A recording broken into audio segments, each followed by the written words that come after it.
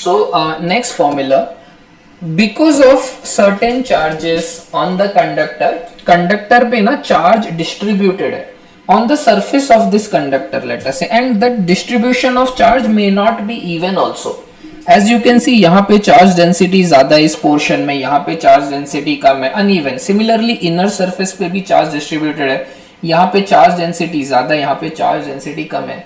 So now we will write down the formula for electric field near the surface of a conductor.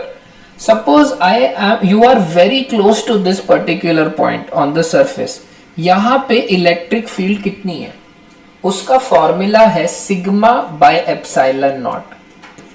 The meaning of sigma is the charge density here, क्योंकि charge density अलग अलग है ना, तो अगर आपको यहाँ पे इलेक्ट्रिक फील्ड निकालनी है, you will need the charge density at this particular point.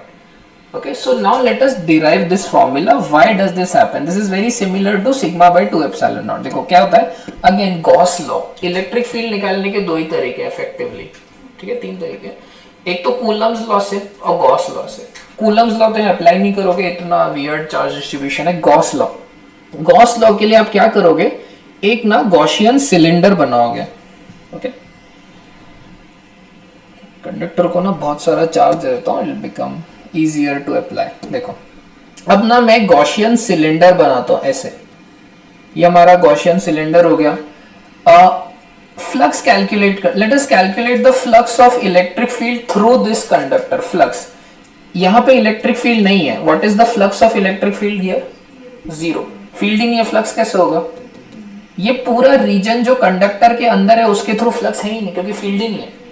ये जो कर्व्ड पीस देख रहे हो, इसके थ्रू फ्लक्स क्या है? ये कर्व्ड वाला पीस. क्यों?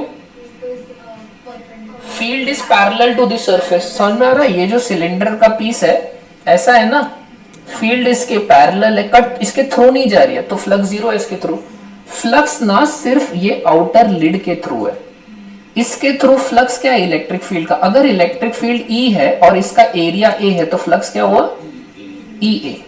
तो ये पूरे सिलेंडर के थ्रू, ये जो आपने सिलेंडर बना है इनफाइनाइटेसिमल सिलेंडर, इसके पूरे के थ्रू फ्लक्स क्या है? E into A.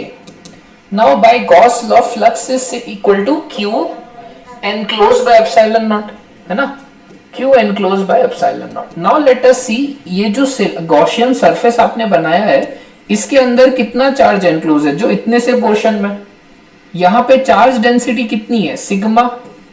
तो चार्ज कितना हुआ इतने से पोर्शन में? Sigma into A. समझ में? So let us just substitute sigma A by epsilon not.